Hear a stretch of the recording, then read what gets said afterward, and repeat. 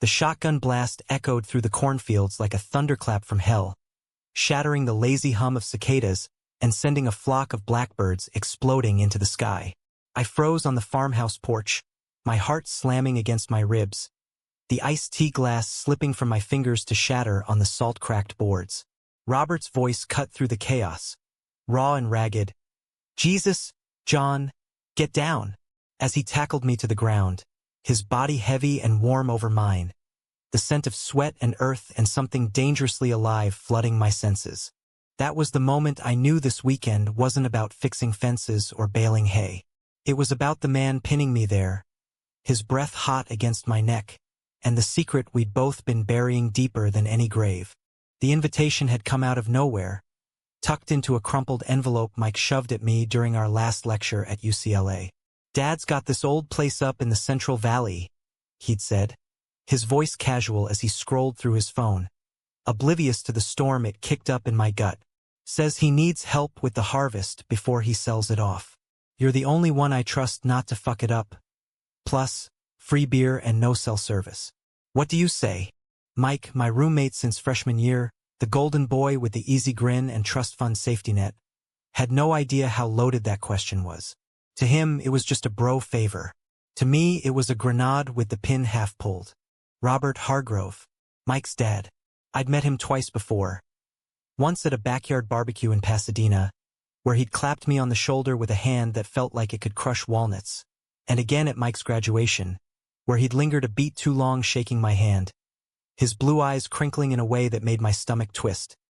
He was 45, built like a ranch hand who'd traded cattle drives for corporate boardrooms, broad-shouldered and weathered from years under the California sun. Divorced a decade ago, Mike said, from some high society type who'd bolted for Paris with a banker. Robert never talked about it, just threw himself into his agribusiness empire, turning family land into sprawling almond orchards. But there was something in the way he moved, deliberate, quiet, like a man carrying ghosts he didn't want anyone to see. I said yes because saying no would have meant admitting why I wanted to run. Mike drove me to the airport that Friday, slapping my back as I boarded the puddle jumper to Fresno. "Tell Dad I said don't work you too hard. And hey, if he starts quoting Steinbeck, just nod and pretend you're impressed." I laughed it off, but as the plane climbed over the sprawl of LA, my mind replayed that graduation handshake, the faint callus on his thumb brushing my knuckle, the low rumble of his laugh when I cracked a dumb joke about traffic. "Get a grip, John. He's straight as the I-5 married to his work. You're just the kid crashing his solitude." The rental car was a beat-up Ford pickup Robert had left at the airstrip, keys dangling from the visor with a note. "John, drive safe. Barnes got the tools. See you at dusk. R. Simple, no frills." That's Robert. I punched the address into the GPS, some dot on the map called Buttonwillow, and hit the gas, the valley unfolding like a faded postcard. Flatlands baked golden under a relentless September sun, oil pumps nodding like praying mantises along the horizon, the air thick with dust and the faint rot of irrigation ditches. This was America distilled. Promise and decay, wide open and unforgiving. The farmhouse appeared like a mirage after 2 hours of straight-line driving, a squat Victorian relic sagging against the wind, paint peeled to ghost white, porch swing creaking empty in the breeze. Fields of corn stretched out behind it, knee-high and whispering secrets, bordered by a sagging red barn that looked one storm away from collapse. No other cars, no signs of life. Just the land, vast and indifferent, swallowing the last rays of sun.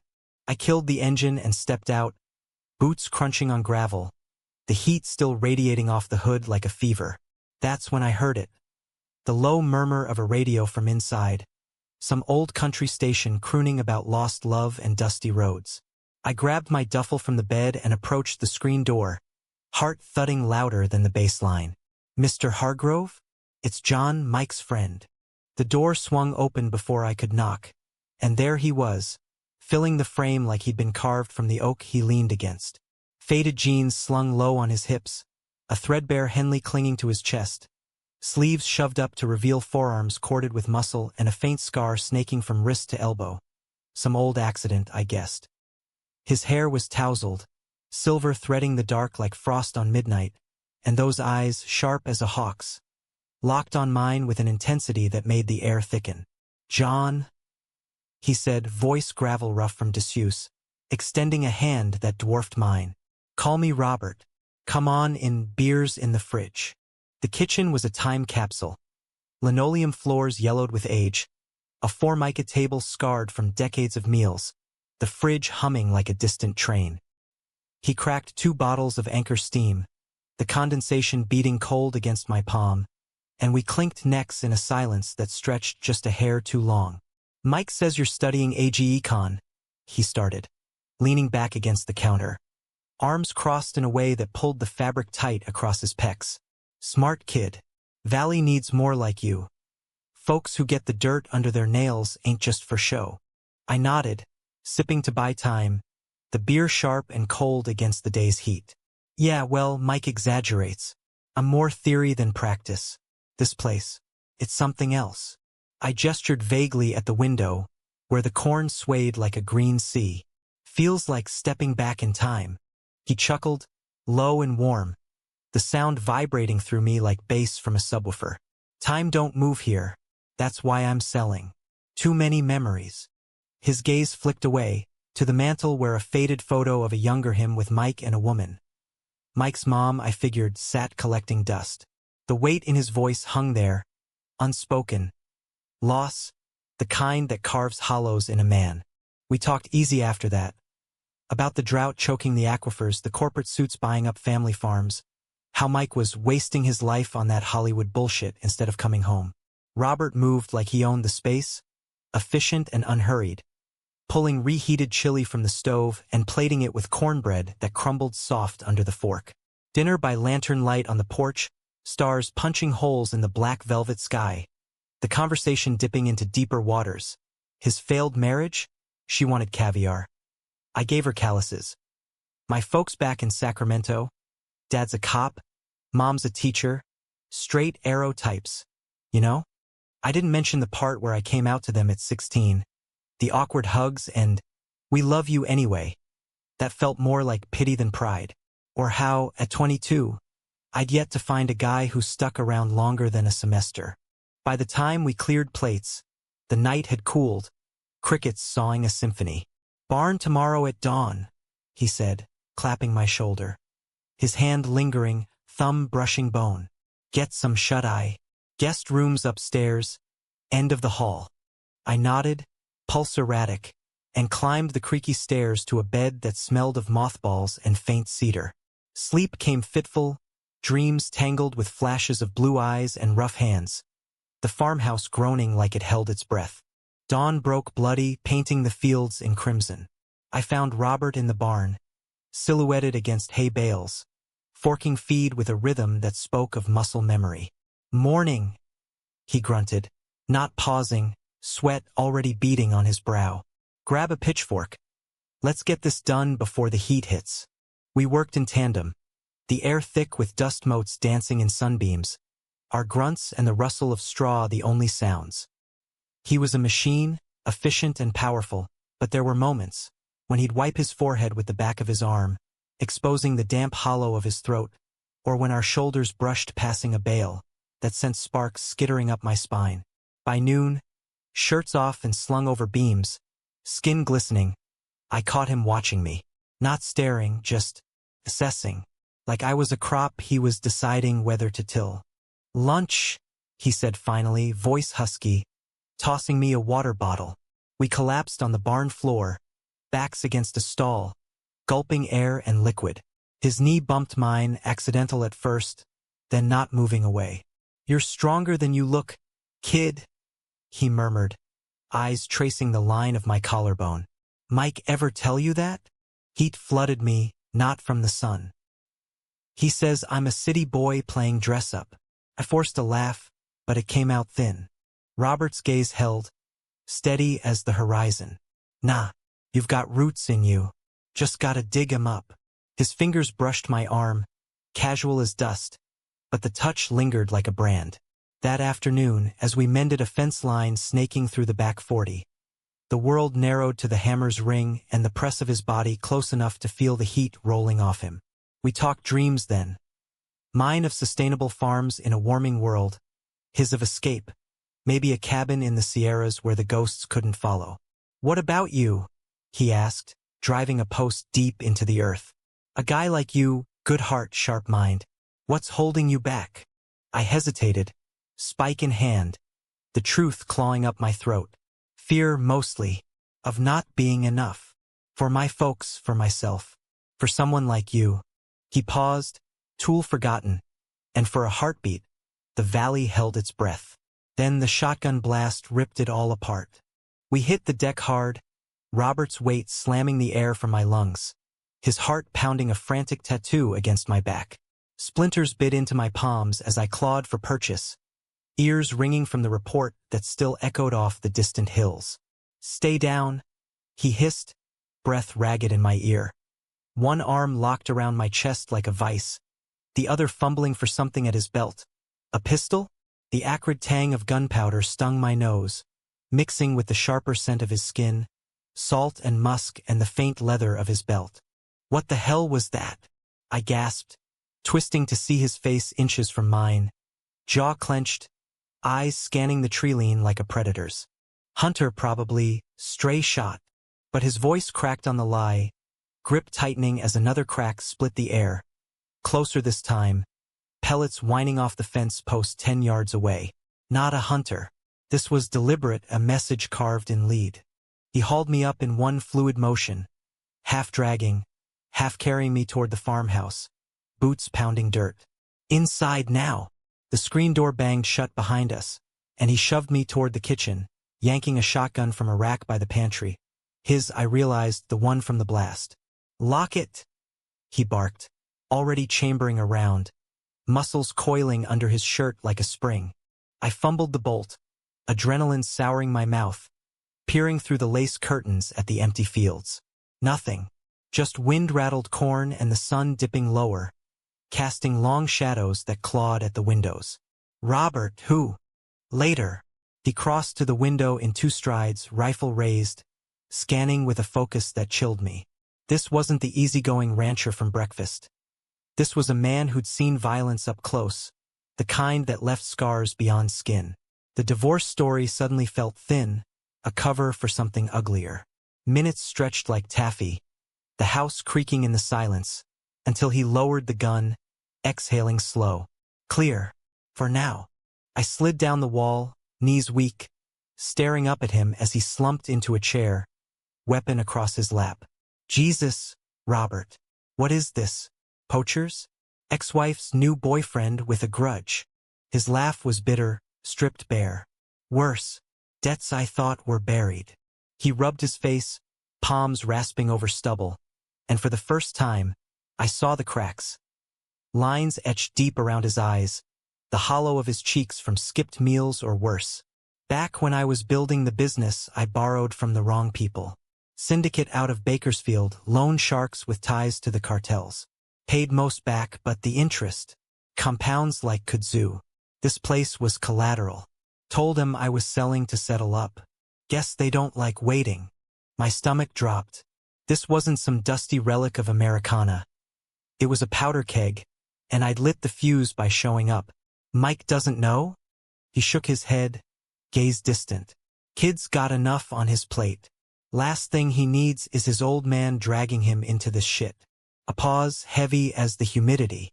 "Shouldn't have asked you here, John. Bad call." "Don't." I pushed off the floor, closing the gap, anger flaring hot. "You think I'm some fragile college boy? I grew up dodging my dad's temper and mom's breakdowns. I've seen bad. I just didn't expect it wrapped in flannel and a firm handshake." The words tumbled out sharper than intended, laced with the fear I'd swallowed all day. Robert's eyes snapped to mine, surprise flickering before something deeper stirred. Respect, maybe, or the spark of recognition. He set the shotgun aside, slow, and stood, towering but not intimidating. "Fair enough." His hand found my shoulder again, this time deliberate, fingers curling warm. "You're tougher than you let on. Always figured that." The touch ignited something reckless. The room shrank, the world outside fading to irrelevance. And before I could second-guess, I leaned in, close enough to taste the salt on his skin. "Then let me help," I whispered, voice breaking on the edge of plea.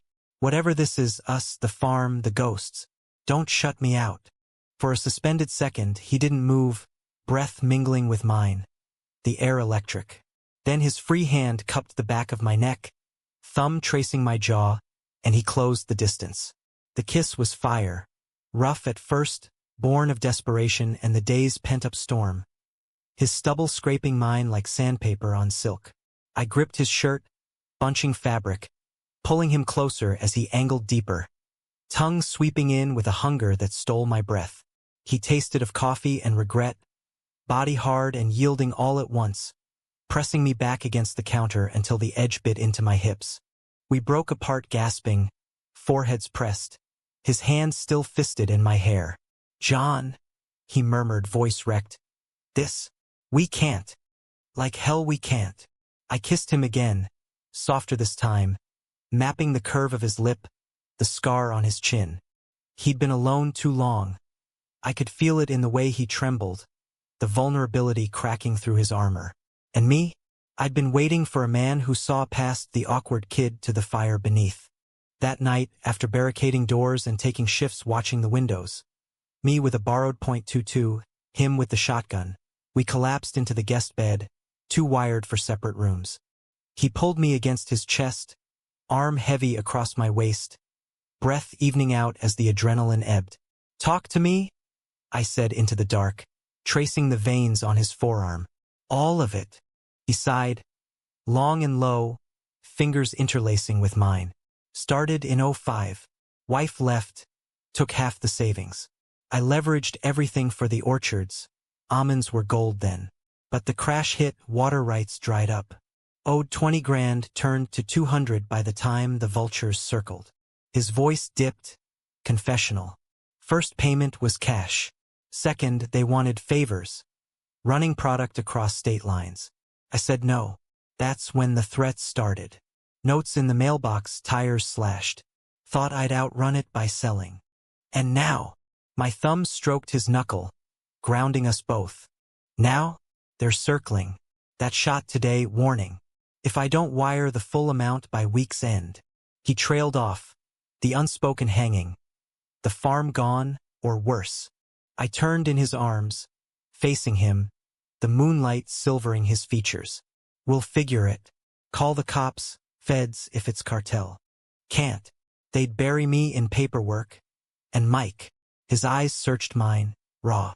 "You're the first person in years who's made me feel human again. Not just a wallet or a mark." The admission cracked me open. I kissed his collarbone, tasting salt, whispering promises into his skin.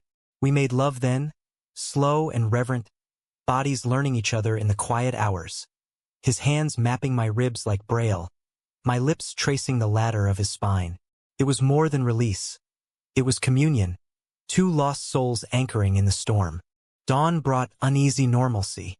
We worked the fields by rote, eyes scanning horizons, but the undercurrent thrummed, stolen glances over hay bales, his boot nudging mine under the kitchen table.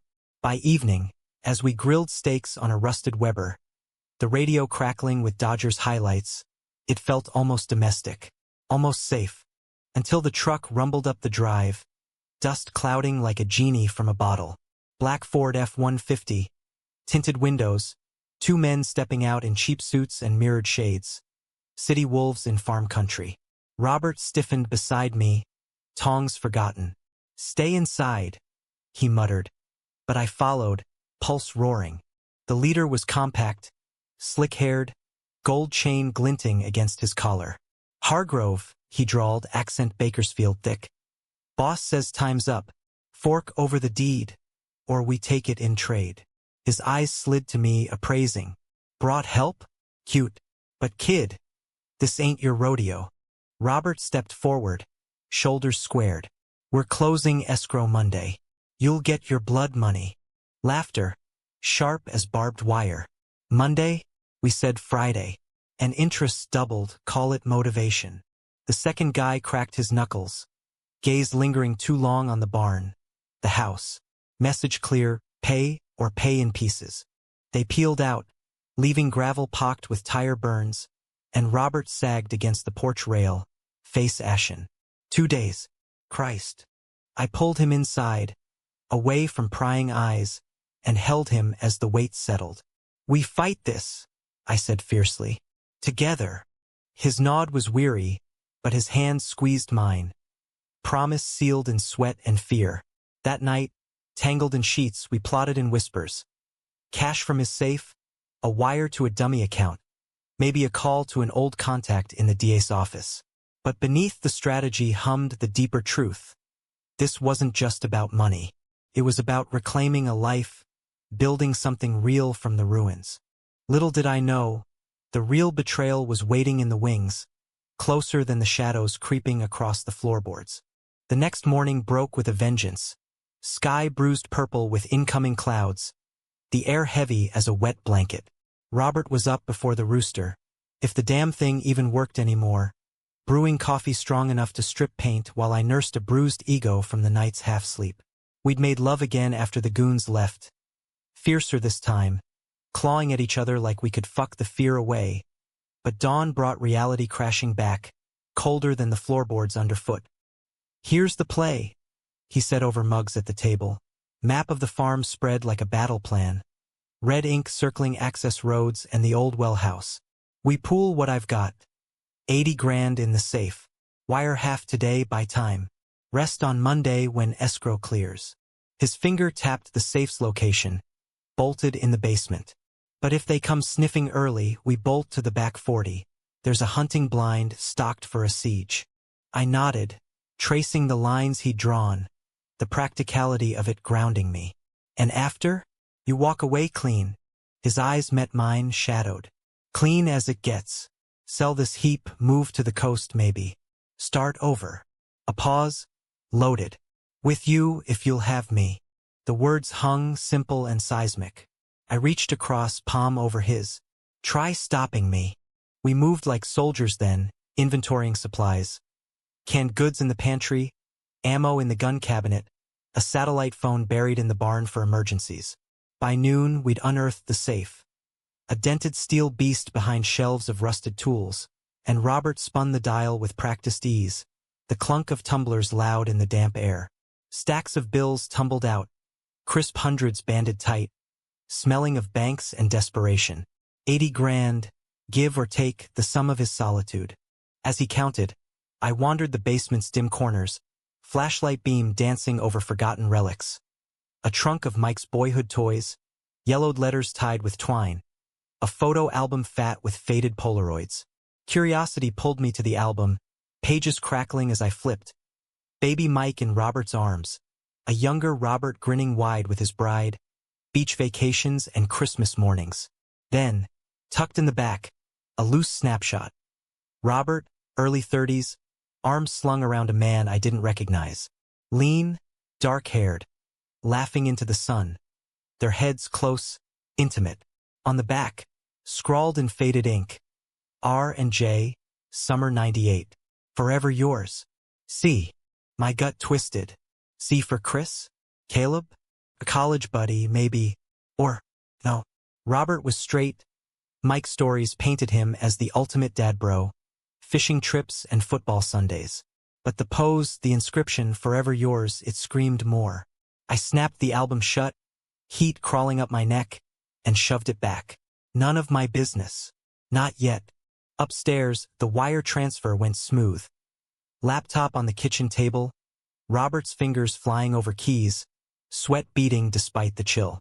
40 cent, he confirmed, hitting enter, the confirmation chime like a death knell. They'll back off. Have to. We celebrated small. Cold beers on the porch, watching thunderheads build like bad omens. His hand found my thigh, casual at first, then tracing higher, igniting the slow burn that had simmered all day. You know, he murmured, lips brushing my temple. Last night. Haven't felt that alive since I was your age. Reckless. I turned, capturing his mouth, the kiss deepening as rain began to patter the tin roof. Reckless is good. I breathed against him, tugging his shirt free. We moved inside, shedding clothes like skins, bodies slick and urgent on the living room rug. He was all contrasts, gentle hands mapping my hips, then pinning my wrists with a growl that vibrated through me. I arched into him, whispering his name like a prayer, the storm outside mirroring the one building between us. Release came shattering, leaving us boneless, tangled, his heartbeat syncing with mine. In the afterglow, he traced lazy circles on my chest. Ever been in love, John? Real love. The kind that guts you. I hesitated, the photos echo nagging. Once. High school, clandestine shit, notes in lockers, stolen kisses behind the bleachers. He moved away and poof. Vapor. Lie by omission. It had gutted me, but I'd patched the hole with sarcasm and straight A's. You?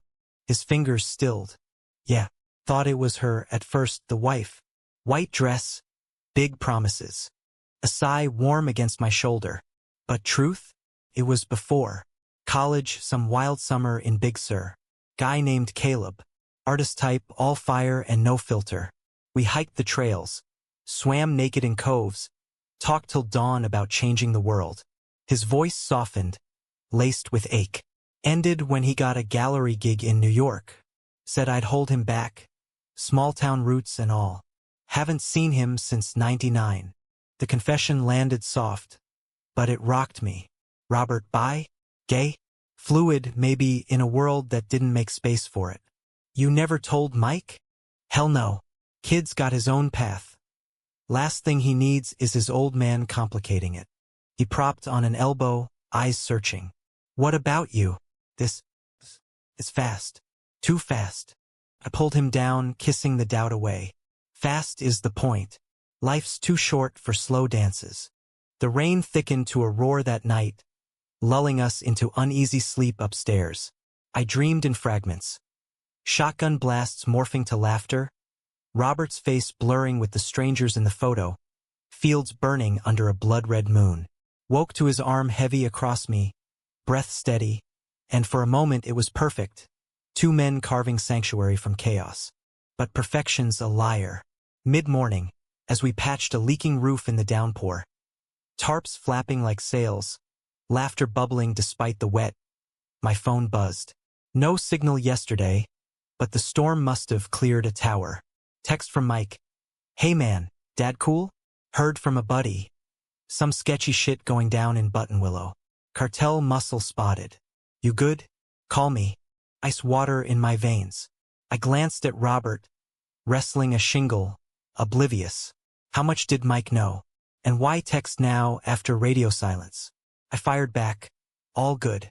Just hay and beer. Talk soon. Pocketed it, unease gnawing. By afternoon, the rain eased to drizzle and we drove into town.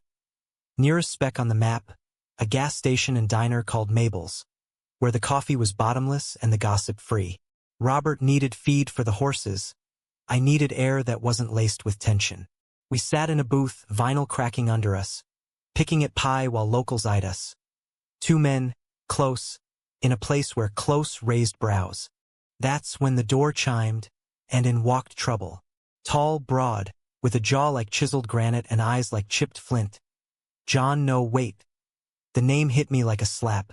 Caleb. Older now, silver at the temples, but unmistakable from the photo, dressed in khakis and a button-down that screamed city transplant.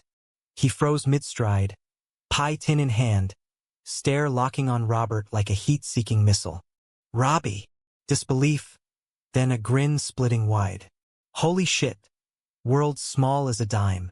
Robert's fork clattered, color draining. Caleb. What the? Transfer from the gallery. Curating for a private collector in Fresno. Oils from the Valley Masters. He slid into our booth uninvited, thigh pressing Robert's, eyes flicking to me with polite curiosity masking the claim. Who's the kid? John? I supplied, voice steady despite the coil in my gut. Helping with the farm. Caleb's nod was perfunctory, attention snapping back. Farm, huh? Heard whispers, bad company circling. You need an out, say the word. His hand landed on Robert's knee under the table. Bold, possessive. And I saw the flinch, the old pull warring with new walls. We extricated polite, Robert mumbling excuses about chores. But the drive home was thick with silence. Rain streaking the windshield like tears. Old friend, he finally said, grip white on the wheel. That's all. Bullshit. The dam broke, words spilling. I saw the photo, Robert. Summer '98. Forever yours. You owe me the truth. He pulled over sharp, gravel spitting, engine ticking in the hush. Yeah, lovers. First real one. He left, I married to prove I could. Fit. Normals, you know? But it was always there, the what-ifs. His eyes pleaded. Doesn't change us. This is real. I wanted to believe. Leaned across to kiss the hurt away, but doubt seated deep. That night, as thunder rumbled distant, we clung harder, bodies frantic, reclaiming territory. Yet in his sighs, I heard echoes of another name, another time. The betrayal brewed slow, festering like the mud in the yard. Next dawn, Robert's phone rang, burner, hidden in the barn. I overheard fragments. Caleb, can't. The kids involved now. Heart sinking, I slipped away, piecing the puzzle. Mike's text. Caleb's timely arrival, coincidence? Or chess moves in a game I didn't know the rules. By evening, the goons returned. Not with guns but ultimatums. Double or disappear. Robert wired the rest, draining the safe. But their leader smirked, nodding at the treeline. Loose ends, Hargrove. That ex of yours? Chatty. Knows your weak spots. Caleb. The name burned. Robert denied it, swore ignorance. But the fracture widened. We fought then. Not fists, but words, sharp as shards. Trust shattered, accusations flying. You called him. I yelled, storming the porch, rain lashing. To save your ass. Throw me under. No, God, John, listen. He grabbed my arm, desperate. But I wrenched free, the shotgun from yesterday mocking us from the rail. The climax hit at midnight, headlights slicing the dark. Caleb's sleek SUV crunching gravel. He stepped out, face grim, flanked by shadows. The goons, guns drawn casual. Told you, Rob. I tried warning you clean. But death's call. Betrayal crystallized. Caleb, the collector, wasn't art. He was the collector. Syndicate fixer. Pulling strings from New York's shadows back to Bakersfield dirt. Old love twisted to leverage, using Robert's heart as collateral. You son of a bitch, Robert growled, lunging. But a barrel pressed his chest, halting cold. I stepped forward, rage boiling. Let him go. Take me. I'm the loose end. Laughter cruel. Kids got balls. But nah, this ends with him signing over or both of you fertilizer. Thunder cracked, masking the scuffle. Robert's elbow to a gut, my foot to a knee. Chaos erupted. Shots wild into the night, me tackling Caleb, his fist connecting with my jaw in a burst of stars. We rolled in mud, fists and curses, until Robert hauled me off, gun in hand, the goons scattering to their truck. Sirens wailed distant, neighbor, spooked by the noise. Caleb scrambled up, spitting blood, eyes venom on Robert. You choose this? Over me? After everything? You left? Robert spat, voice breaking. Twice. This, John, he stayed. The SUV roared off, taillights bleeding red into the rain. We collapsed on the porch, bruised and bleeding, arms around each other as cop lights flashed closer. Statements given in the kitchen, over cooling coffee. Debts, threats, an ex-lover turned informant. Feds looped in by dawn, Caleb's name dropping like a stone. Warrants pending, syndicate crumbling under scrutiny. But victory tasted ash. Robert's farm saved? Maybe with testimony and seized assets. Us. Fractured. The bloom of trust wilted under the storm. The safe house smelled of stale takeout and industrial cleaner. A nondescript duplex on the outskirts of Fresno, courtesy of the U.S. Marshals. 2 bedrooms, a kitchenette with Formica counters scarred like old wounds, and windows blinded by cheap aluminum shades that rattled in the AC's hum. It was temporary, 48 hours, they said, until the indictment stuck and the heat died down. 48 hours to pick up the pieces of a life we'd barely begun. Robert paced the living room like a caged wolf, phone glued to his ear, barking updates to lawyers in Pasadena. Yeah, escrow holds. Farms in my name till the feds carve their pound. Mike's flying in tomorrow. His voice cracked on his son's name, guilt threading every syllable. Mike, oblivious till the cops called him as next of kin. Now en route from LA, armed with questions and concern.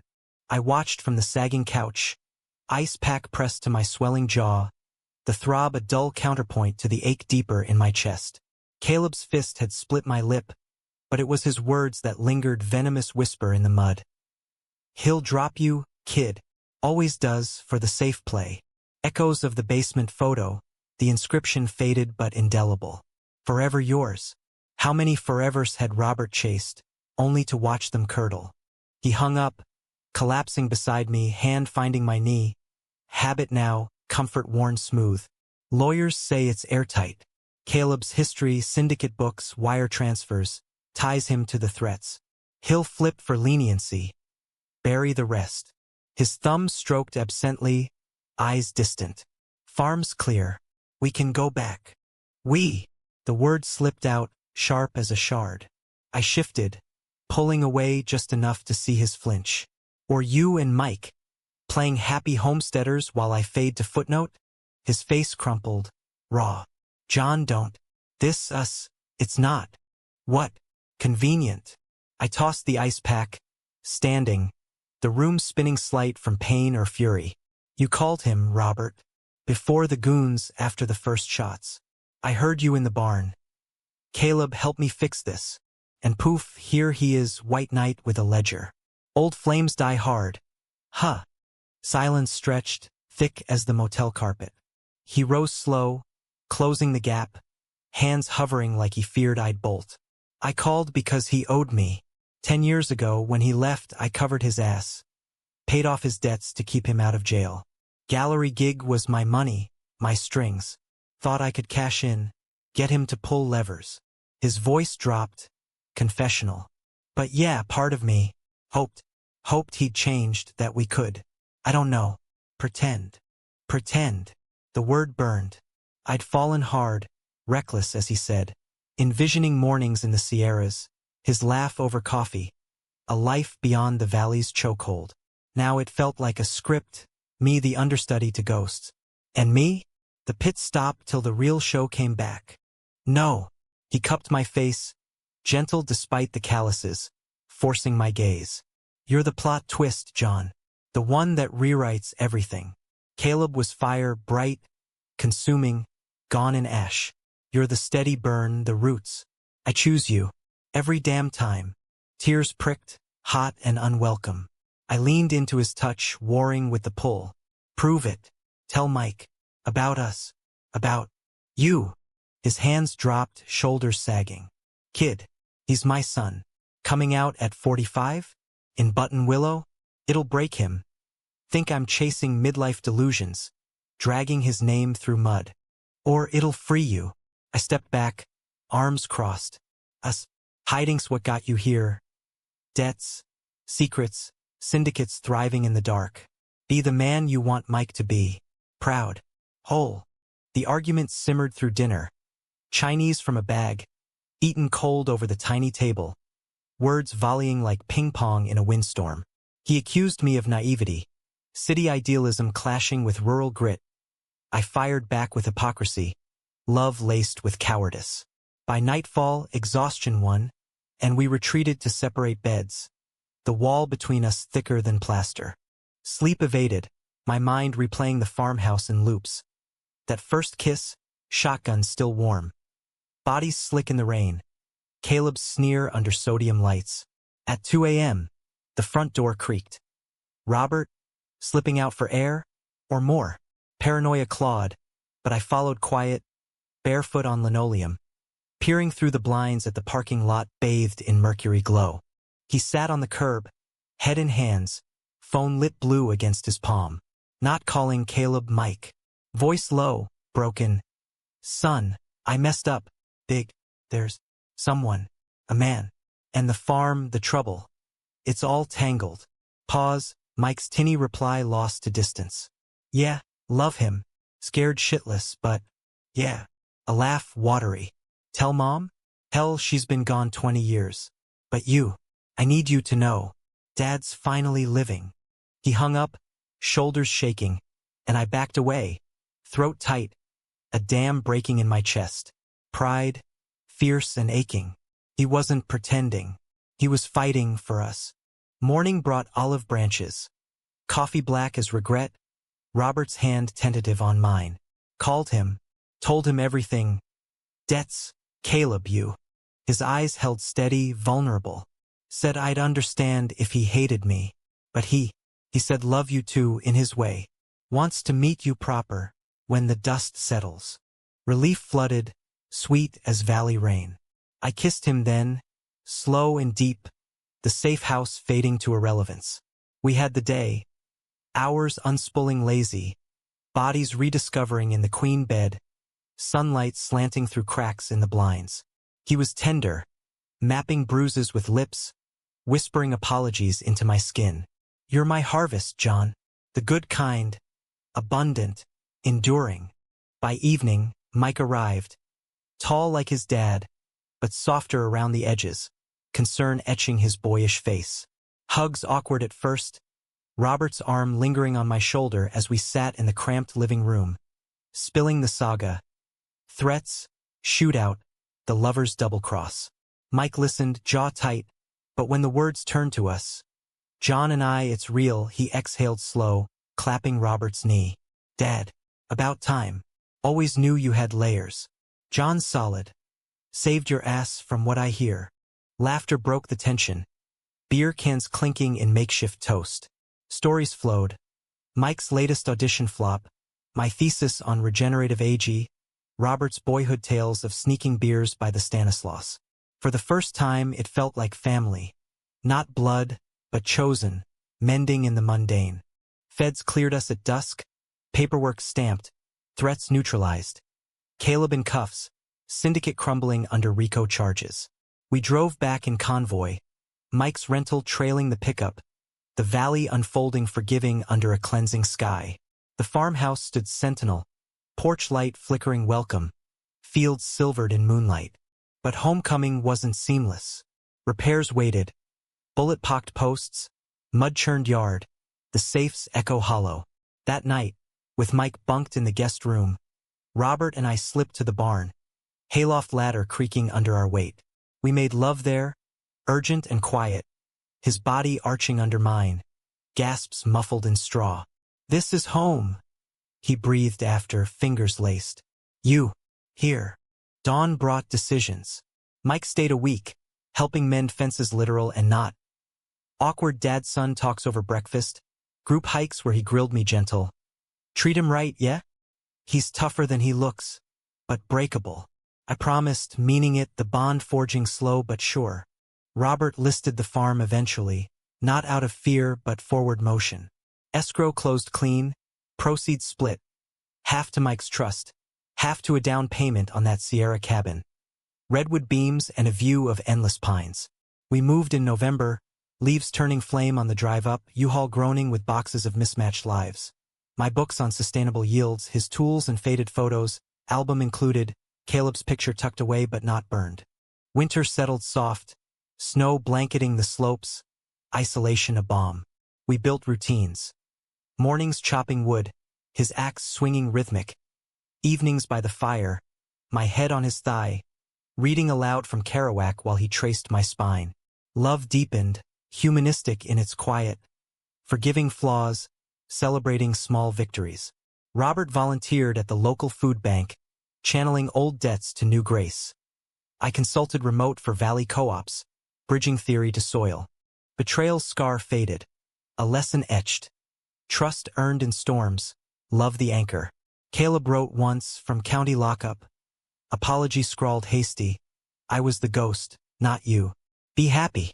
Robert burned it, ashes to the wind, choosing forward. Yet echoes lingered. Mike visited spring, bringing a boyfriend, lanky actor type, all charm and neuroses, turning our haven to family outpost.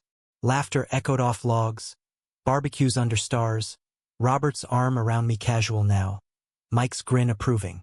Knew you'd find your harvest, Dad. And in quiet moments, porch swing creaking, Robert's hand in mine, I'd think of that shotgun blast, the hook that reeled us in. Unforgettable, life-changing, proof that from chaos blooms the truest stories.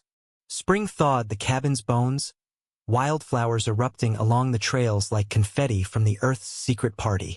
Robert and I hiked the PCT spur most Saturdays, packs light with water and jerky, his hand brushing mine at overlooks where the world dropped away to granite and green.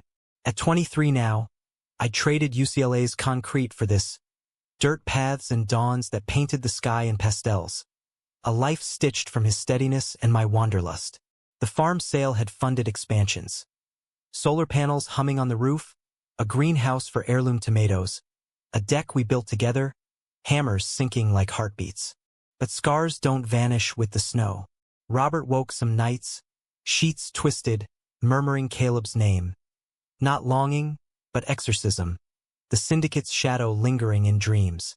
I'd pull him close, whispering anchors. Here, now, us. Mornings, he'd brew coffee strong, kiss my temple rough, and we'd plan the day. His carpentry gigs in town, my Zoom calls with co-op boards. Normalcy, hard won. Mike's visits anchored us further, his boyfriend Theo folding in seamless. Queer family, unscripted and loud, grilling elk burgers and debating indie films till midnight. You're good for him. Mike pulled me aside once, Tahoe glittering below. Dad's smile's real now, not the gritted teeth kind. I nodded, throat tight. He's good for me. Teaches me roots, literal and otherwise. We clinked bottles, the Sierra breeze carrying pine and promise. Summer brought heat waves that turned the cabin to a sauna, but we escaped to the lake. Rented a John boat, fishing rods slapping water lazy. Robert stripped to trunks, body bronzed and scarred, diving off the dock with a whoop that echoed my own joy. We'd swim till pruned, then float on our backs, hands linked underwater, stars wheeling overhead.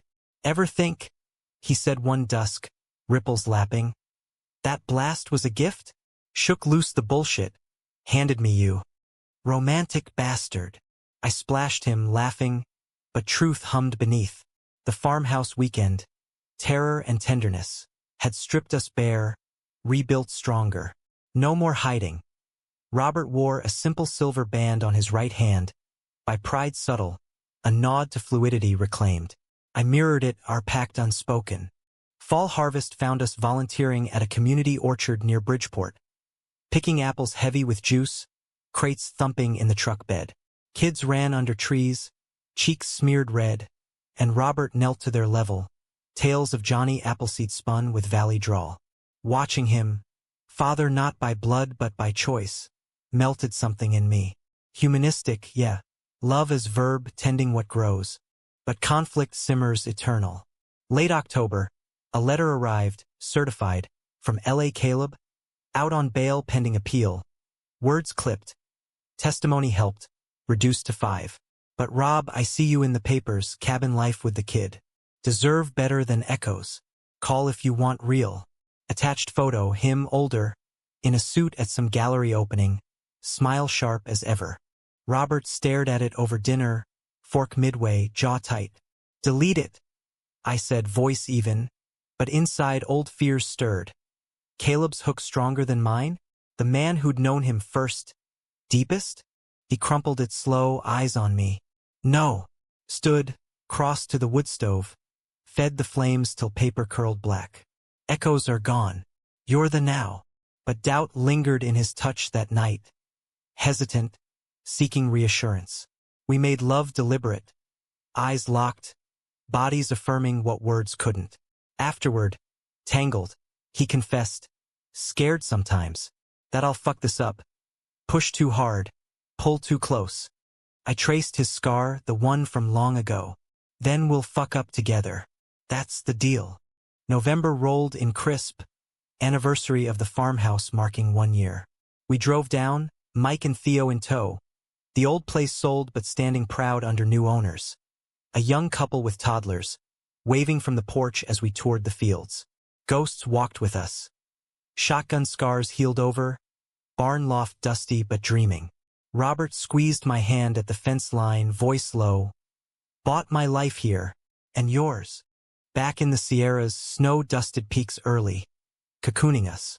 Holidays blended, Thanksgiving turkey with Mike's vegan twist, Christmas tree felled by our hands, ornaments mixing his heirlooms with my thrift store finds. New Year's, we stood on the deck, champagne fizzing, his arm around me as fireworks bloomed distant over Reno. To forevers, he toasted, kiss tasting of bubbles and home. The ending wasn't tidy, no grand wedding or sunset fade. Life's messier, humanistic in its folds. Arguments over chores, lazy Sundays in bed, the quiet terror of health scares. His shoulder twinged from old labors, my anxiety flaring in storms. But we navigated, therapists in town for the heavy lifts, Robert unpacking bisexuality's baggage, me the coming-out kid turned partner. Growth inch by inch. One April dawn, 2 years post-blast, I woke to him gone from bed. Panic flickered. Echoes? But coffee brewed, and he waited on the deck, mug steaming, eyes bright. Got something. Handed me a deed. Acreage adjoining the cabin, wild with aspen. Ours. Plant what you want, orchards, maybe. Roots. Tears blurred, joy sharp. I kissed him fierce. The valley sprawling below like possibility. Unforgettable, life-changing. From a shotgun's roar to this love, deep and dramatic, romantic in its grit, human in its grace. We broke ground that summer, saplings quaking in the wind, hands dirty and linked. The story didn't end. It rooted, branching wide under American skies. Flawed, fierce, forever ours.